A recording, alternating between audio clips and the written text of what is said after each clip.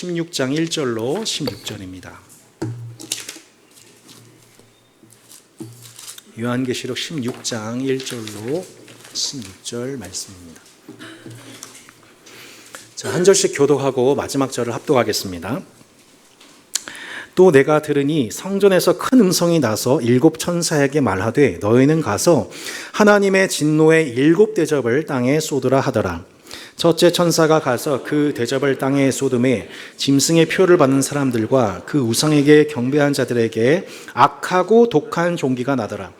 둘째 천사가 그 대접을 바다에 쏟음에 바다가 곧 죽은 자의 피같이 되니 바다 가운데 모든 생물이 죽더라. 천사가 그 대접을 강과 물 근원에 쏟음에 피가 되더라. 내가 들으니 물을 차지한 천사가 이르되 전에도 계셨고 지금도 계신 거룩하신 이여 이렇게 심판하시니 의로우시도다. 그들이 성도들과 선자들의 피를 흘렸으므로 그들에게 피를 마시게 한 것이 합당하니이다 하더라. 또 내가 들으니 제단이 말하기를 그러하다 주 하나님고 전능하신 이시여 심판하시는 것이 참되시고 의로우시도다 하더라. 넷째 천사가 그 대접을 해에 쏟음에 해가 권세를 받아 불로 사람들을 태우니 사람들이 크게 태움에 태워진지라. 이 재앙들을 행하는 권세를 가지신 하나님의 이름을 비방하며 또 회개하지 아니하고 주께 영광을 돌리지 아니하더라.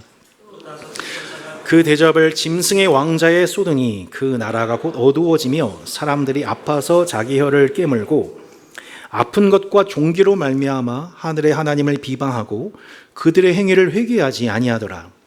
또 여섯째 천사가 그 대접을 큰 강 유브라데에 쏟음에 강물이 말라서 동방에서 오는 왕들의 길이 예비되었더라. 또 내가 봄에 개구리 같은 새 더러운 영이 용의 입과 짐승의 입과 거짓 선지자의 입에서 나오니 그들은 귀신의 영이라 이적을 행하여 온 천하 왕들에게 가서 하나님 곧 전능하신 이의 큰 나라에 있을 전쟁을 위하여 그들을 모으더라. 보라 내가 도둑같이 오리니 누구든지 깨어 자기 옷을 지켜 벌거벗고 다니지 아니하며 자기의 부끄러움을 보이지 아니한 자는 복이 있도다. 새 영이 히브리어로 아마겟돈이라 하는 곳으로 왕들을 모으더라. 여러분 드디어 올 것이 오고 말았습니다. 요한계시록의 7개 심판 시리즈 중에 마지막 심판의 때가 찾아오고 말았습니다. 직전 심판들의 경우에는 하나님의 심판 중에서도 공의로운 심판 중에서도 그 죄인들을 돌이킬 수 있는 하나님의 자비가 나타나지만 이 마지막 심판의 때에 우리가 무엇을 보게 되면 그 죄를 회개하기를 완강하게 거부하는 악인들의 심판당할 수밖에 없는 면모들이 오늘 7번째 마지막 대접 심판에서 등장하게 됩니다. 지난 수요 복음 맛집 중에 강의 도중에 갑자기 꽝! 죄송합니다 하고 천둥 번개가 쳤습니다.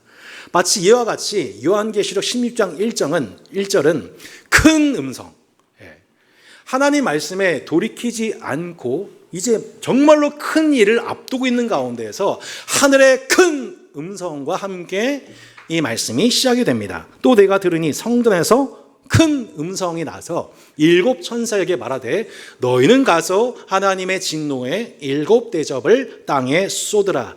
큰 음성 헬라어로 메가스입니다. 그러니까 지금까지는 아메리카노였는데 이제는 메가니코급의 심판이 이제 시작이 되는 겁니다. 끝내 돌이키지 않는 우상숭배자들에 대한 하나님의 최종 선고로서 진노의 7 대접이 차례대로 땅과 곳곳에 쏟아지기 시작합니다. 분노를 참을 수 없을 때 아기가 엄마의 말을 듣지 않는데 야! 하고 소리가 높아지는 것처럼 그 크기에 걸맞는 큰 재앙과 큰 전쟁이 시작이 되는 거죠. 사람들이 볼까요? 말씀에 사람들이 크게 태움에 태워진 자. 사이즈가 어마어마한 메가급의 재앙입니다. 그 다음 말씀입니다.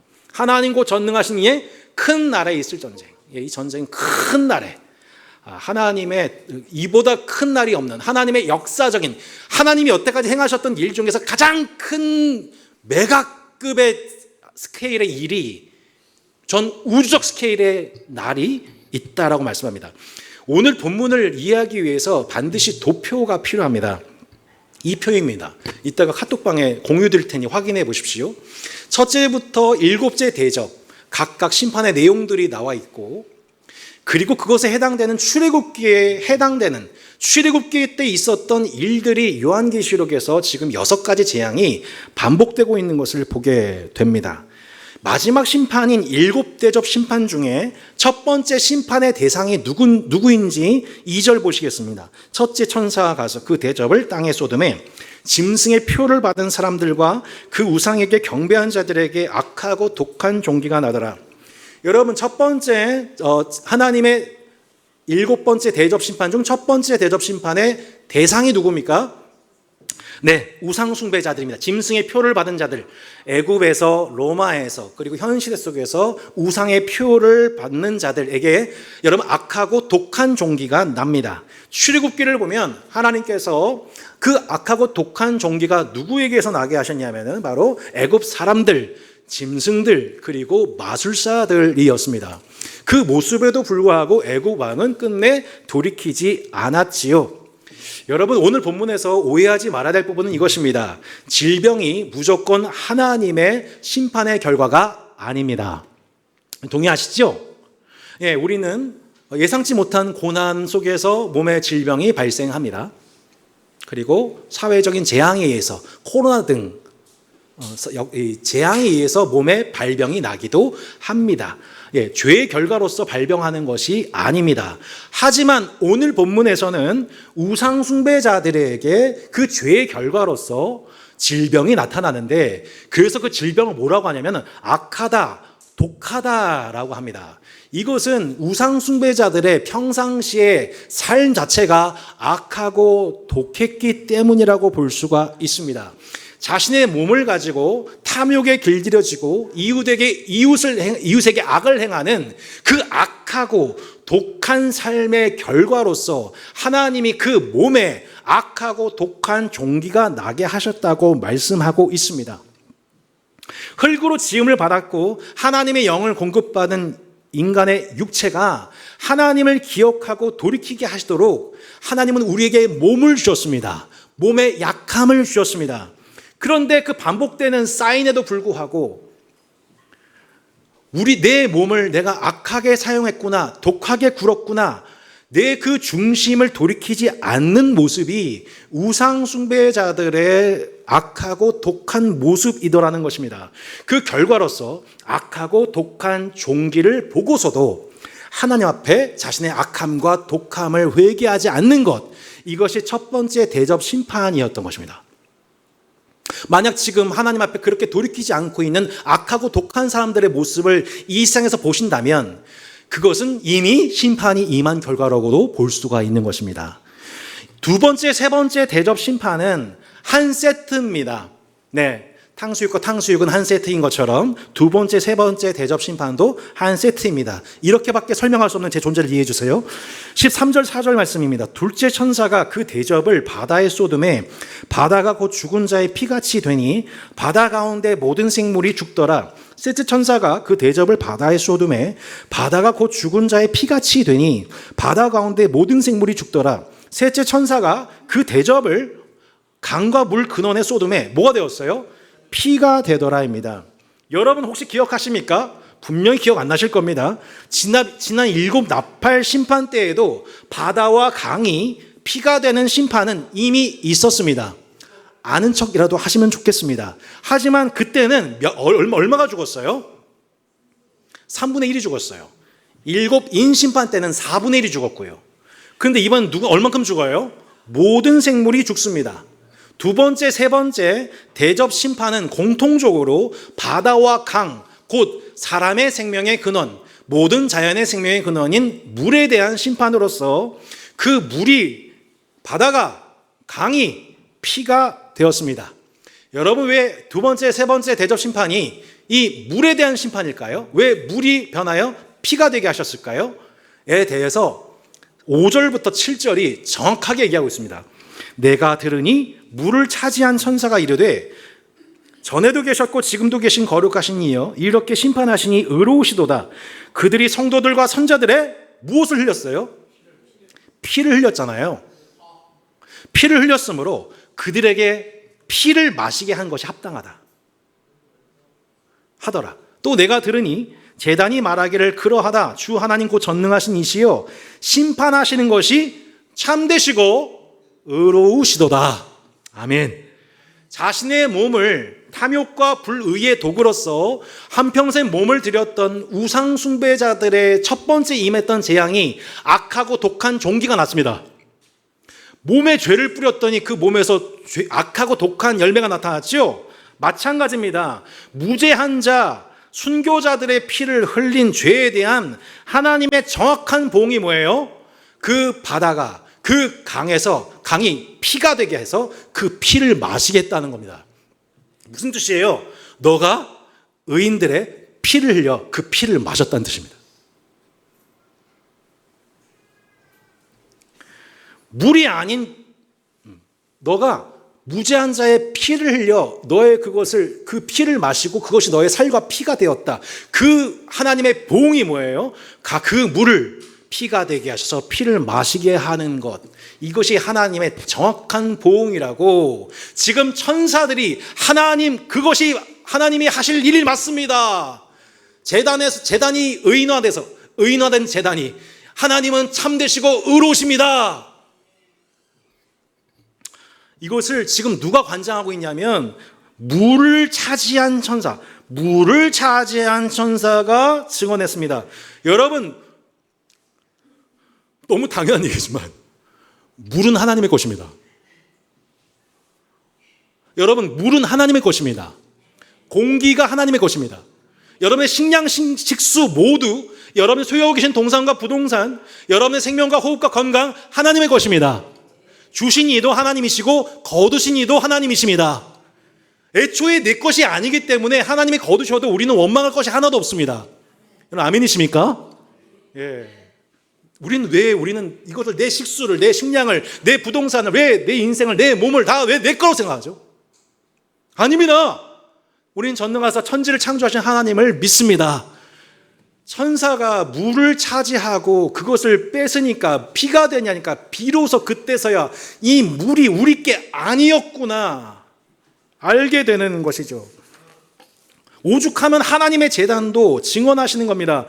제단 아래에서 순교자들이 그 제단 아래에서 순교자들이 도대체 하나님 언제까지 악을 방치하시고 우리의 기도를 듣지 않으시겠습니까? 라고 순교자들이 하도 얘기하니까 제단이 좀 말 좀 들으세요 하나님이 심판하신 것이 참되시고 의로우세요라고 제단이 사람처럼 얘기를 합니다.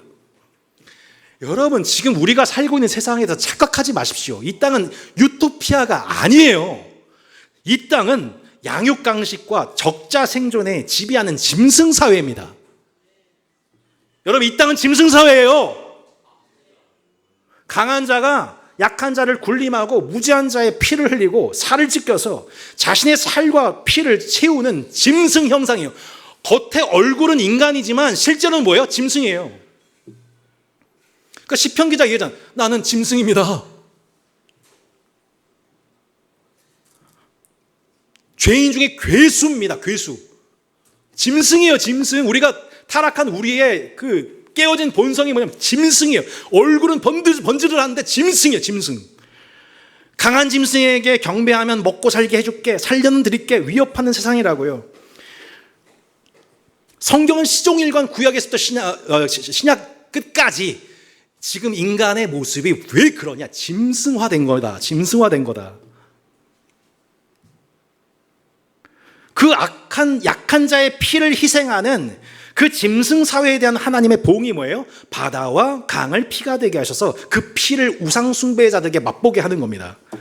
자신들이 한평생 먹고 마시고 배부른 게 알고 봤더니 그 약한 이웃들의 피의 대가였다는 것을 하나님이 정확하게 보고 계셨던 거죠. 여러분, 우리 하나님은 엄정하신 분이십니다. 하나님은 공의로운 분이십니다. 하나님은 심판과 보응을 통해 자신의 영광을 나타내심으로 이 땅에 피 흘린 무지한 자로서 피 흘린 자들에게 위로와 보상하시는 분이십니다. 너무나도 더디 반응하는 것처럼 보여지는 이 타임테이블이었지만 막상 우주의 심판주께서 참고 이 우주적인 모든 일들의 송사들을 다 한꺼번에 수억 건에 해당되는 이 모든 송사거리에 대해서 한 번에 원수에 대해서 보응하시고 제단 밑에 부르짖는 순교자들의 원한을 풀어주실 일을 지금 하나님이 지금 감당하고 계시다는 것을, 그래야 언젠가 우리가 하나님은 진짜 참되고 의로우신 분이다라고 제단과 천사들이 아니라 모든 호흡이 인정하게 된 날이 올 것입니다. 두고 보세요. 온다니까요. 저는 그날을 믿습니다. 둘째, 셋째 재앙이 하나의 세트이듯이 다섯 번째, 여섯 번째 세트, 대접 심판 또한 그러합니다. 넷째 천사가 그 대접을 해 소돔에 해가 권세를 받아 불로 사람들을 태우니 사람들이 크게 태움에 태워진지라. 이 재앙들을 행하는 권세를 가지신 하나님의 이름을 비방하며 또 회개하지 아니하고 주께 영광을 돌리지 아니하더라. 또 다섯째 천사가 그 대접을 짐승의 왕좌에 쏟으니 그 나라가 곧 어두워지며 사람들이 아파서 자기 혀를 깨물고 아픈 것과 종기로 말미암아 하늘의 하나님을 비방하고 그들의 행위를 회개하지 아니하더라 나와 있습니다. 넷째 대접 심판, 다섯 번째 대접 심판은 한 세트예요. 넷째 심판은 빛의 심판이에요. 태양으로. 다섯 번째 대접 심판은 뭐예요? 거꾸로 어둠으로 이 땅을 심판하세요. 빛의 심판은 권세받은 태양이 큰 태움으로 사람들을 불태운대요. 실제 우리는 해마다 뜨거워지는 지구촌의 현상을 경험하고 있죠. 그런데 이러한 빛의 심판에도 불구하고 우상숭배자들은 전혀 끄떡도 하지 않고 회개하지 않습니다. 자신이 원하는 대로 자신의 인생, 자신의 세대만을 생각하며 소비하고 살아가고 있습니다. 그러면서 또 도리어 하나님을 비방합니다. 삶을 돌이켜 하나님께 영광을 돌리지를 않습니다. 그 결과 주어지는 연쇄적 심판이 무엇입니까?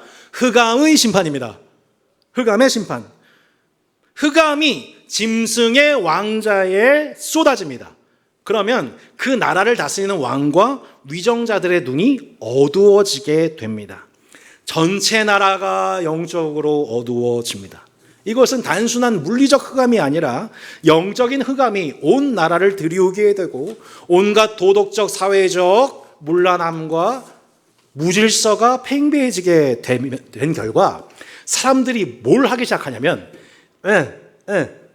자기 혀를 깨물기 시작합니다. 자신의 혀를 깨물다라는 뜻은 결국 자신의 생명을 해하기 시작하다.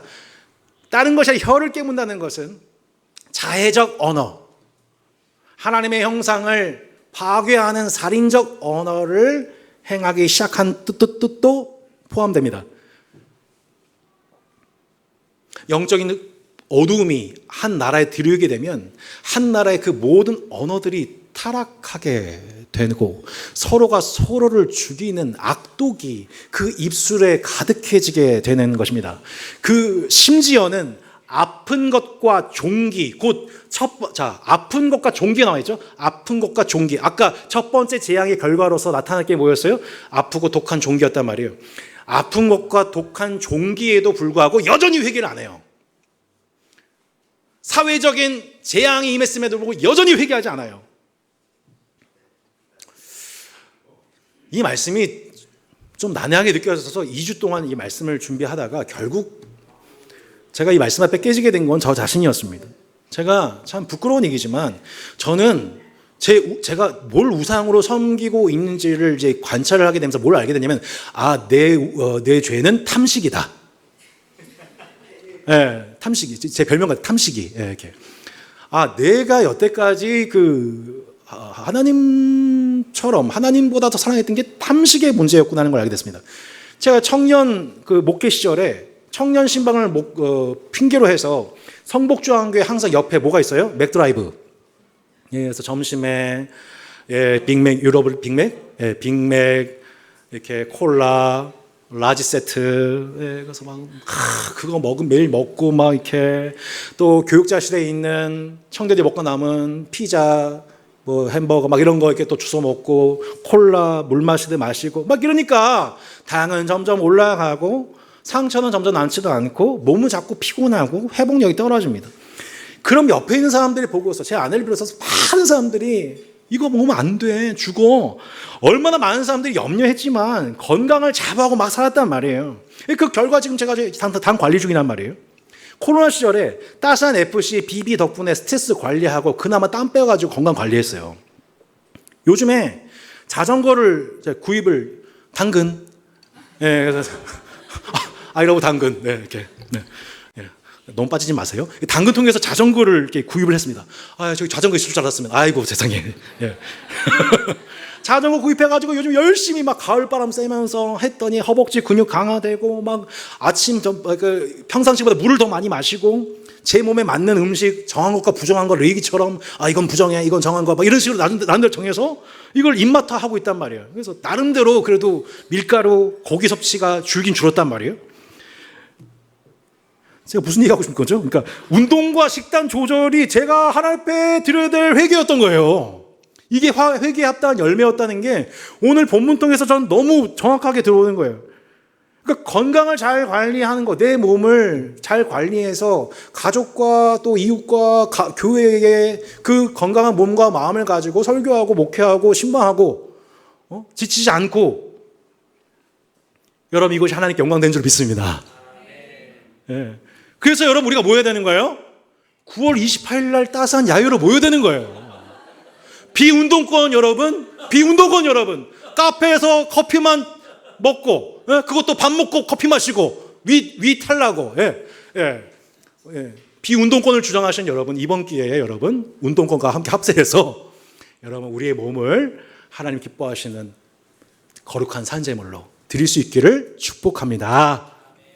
최종 재앙, 오늘 제일 중요한 최종 재앙이 7번째 재앙 직전에 나타나는 6번째 재앙이에요. 또 6째 천사가 그 대접을 큰 강 유브라다에 쏟음에 강물이 말라서 동방에서 오는 왕들의 길에 예배되었더라. 또 내가 보매 개구리 같은 새 더러운 영이 용의 입과 짐승의 입과 거짓 선자의 입에서 나오니 그들은 귀신의 영이라 이적을 행하여 온 천하 왕들에 가서 하나님과 전능하신 이의 큰 날에 있을 전쟁을 위하여 그들을 모으더라.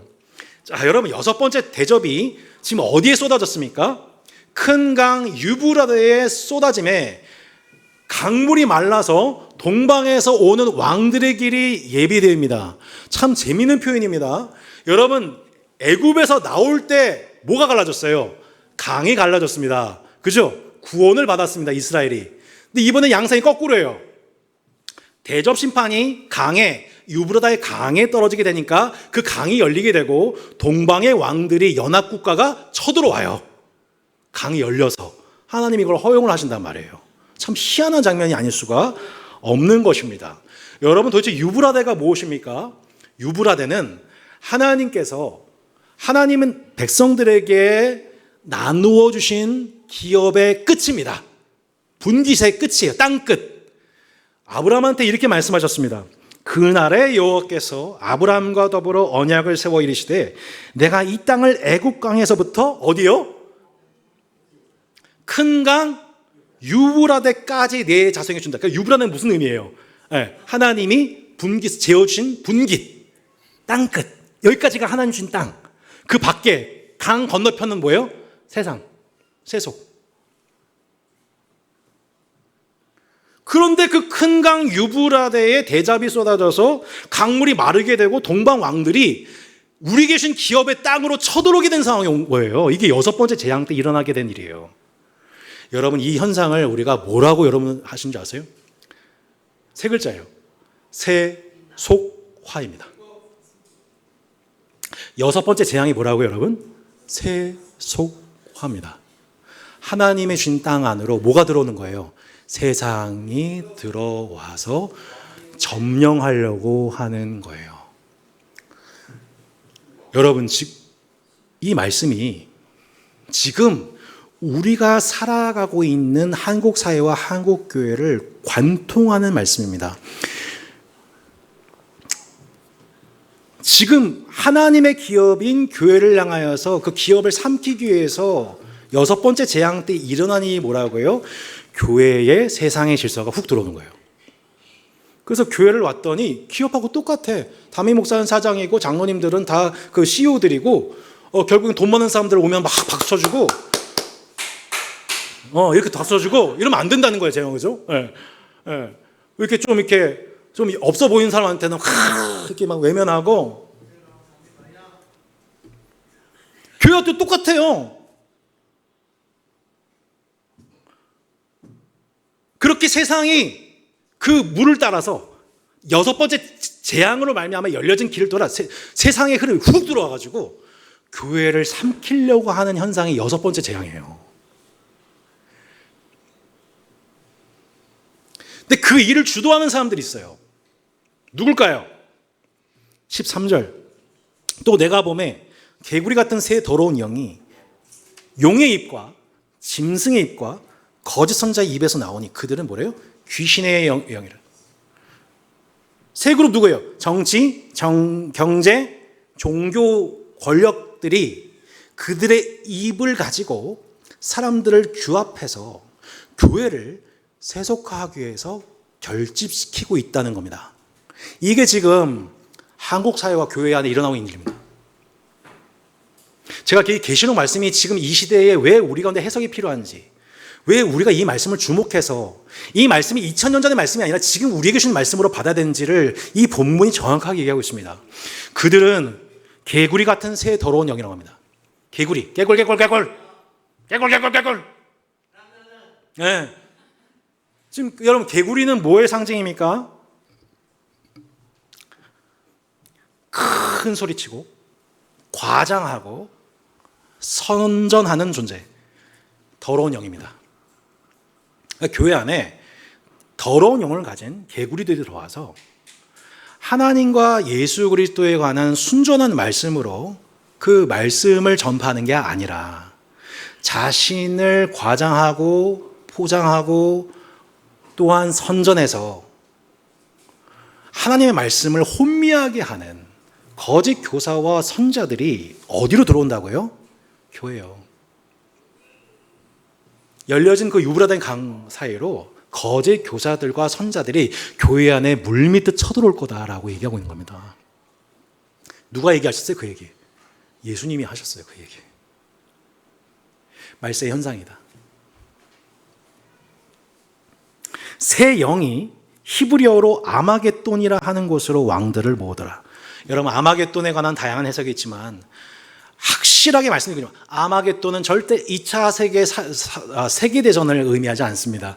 아마겟돈이란 무깃도의 산이라는 뜻입니다. 개구리 같은 새 더러운 영이 하나님 나라를 대적하기 위해서 자신들의 군대들을 소집하는 장소가 바로 무깃도의 산이라고 나와 있습니다. 여섯 번째 재앙으로 유브라데 강이 말라서 동방 왕들이 쳐들어오게 되고 하나님 나라에 대한 최후 전쟁을 위해 집결한 장소가 바로 아마겟돈 무깃도의 산입니다. 근데 그 무깃도의 산을 구약 말씀에 찾아보면 적들이 이스라엘을 함락하기 위해서 왔다가 하나님의 역전이 나타나는 장소가 어디예요? 무깃도입니다. 이게 무깃도는 뭐의 상징이냐면 세속이 이스라엘을 삼키려고 들어왔다가 삼켜질 듯 했다가 이스라엘의 극적인 하나님의 개입으로 승리하는 역전 장소가 뭐예요? 무깃도예요. 그래서 이 말씀을 우리가 해석하면서 우리는 지난 우리 그 선조의 역사 속에서 한 장면을 떠올리게 돼요. 그게 뭐냐면 하객진이에요. 이순신 장군이 짜잔, 네. 적들을 유인하고 포위하여 방포하라!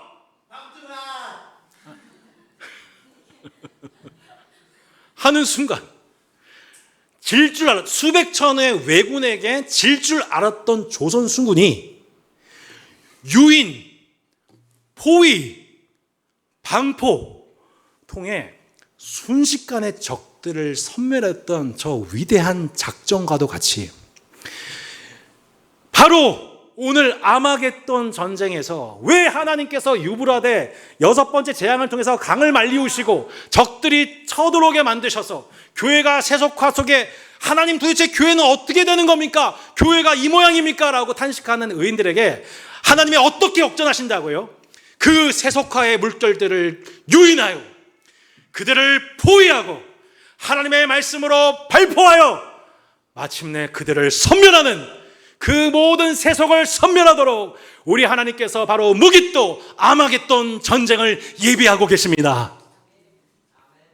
그것이 지금 우리가 살아가고 있는 실존인 거예요.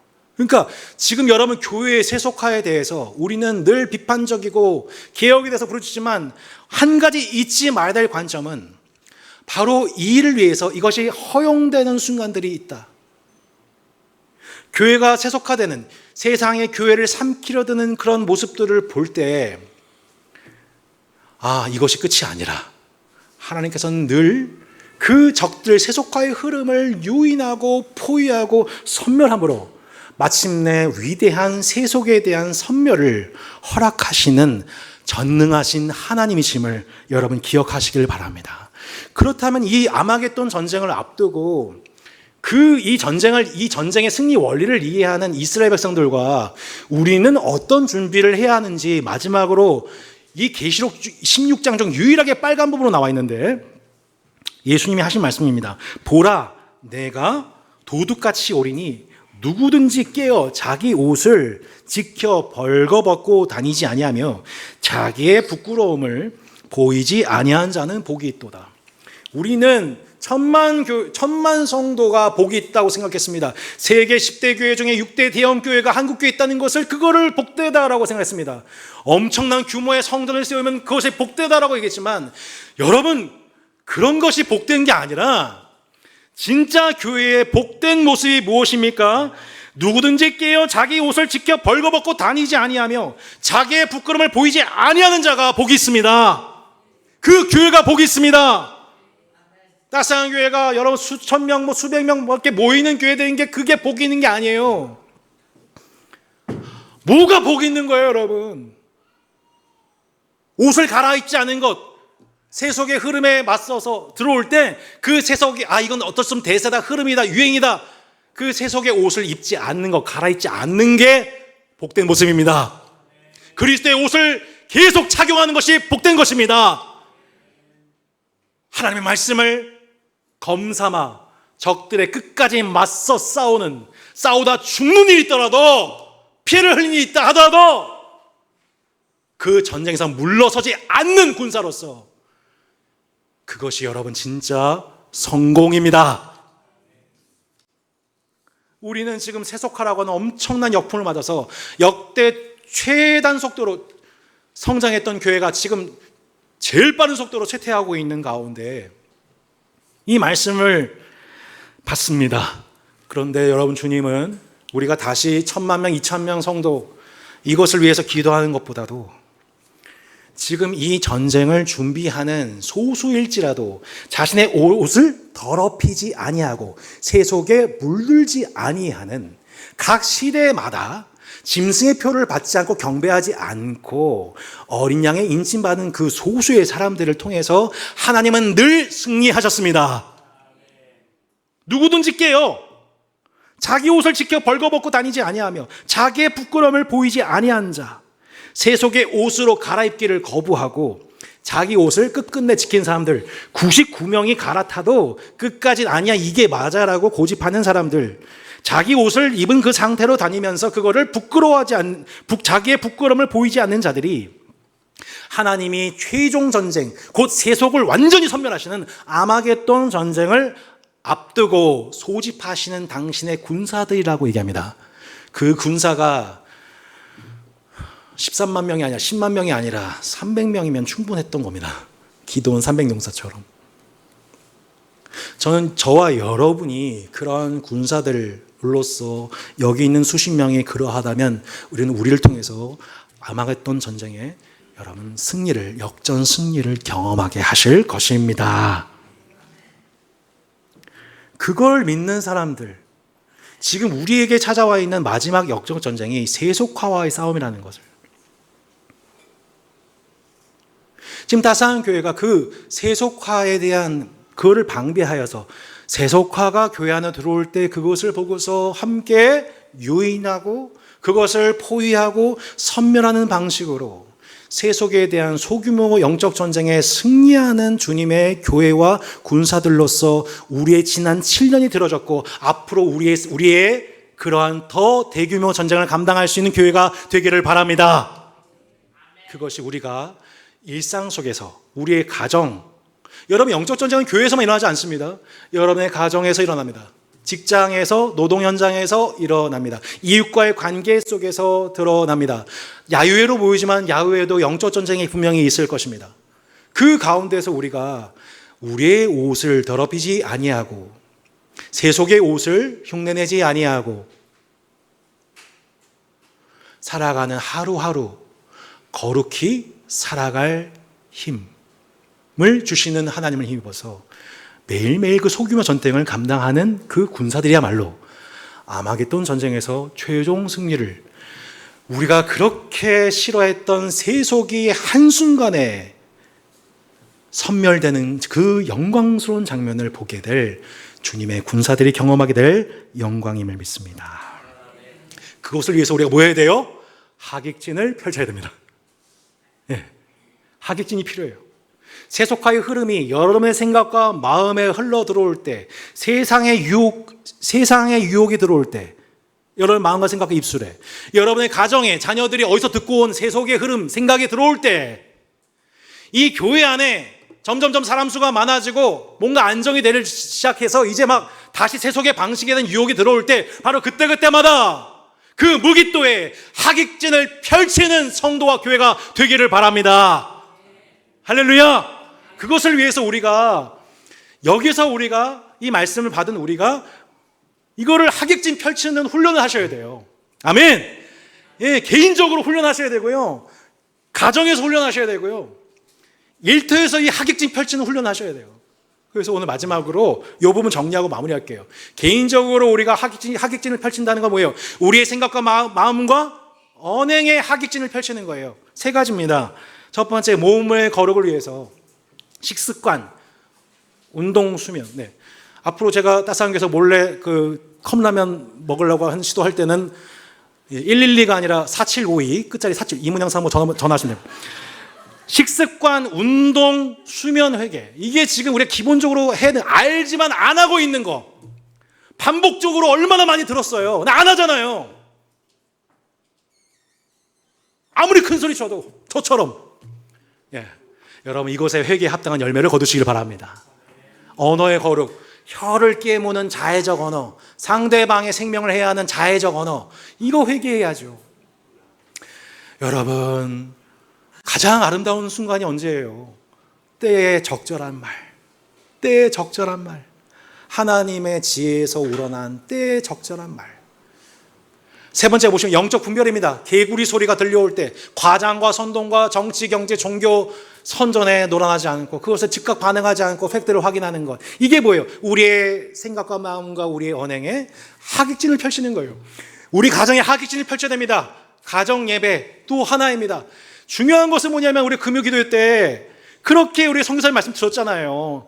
자녀에게 어떤 언어를 써라? 너는 하나님의 걸작품이야. 너가 지금 성적이 어때도, 너가 엄마 말 안 들어도, 엄마의 감정이 좋지는 않지만 여전히 너는 하나님의 걸작품이야 라고 선언하시기를 바랍니다. 할렐루야. 미디어 대신 함께 운동하고 산책하는 것, 여러분 가정에 하객진을 펼치는 겁니다. 그죠?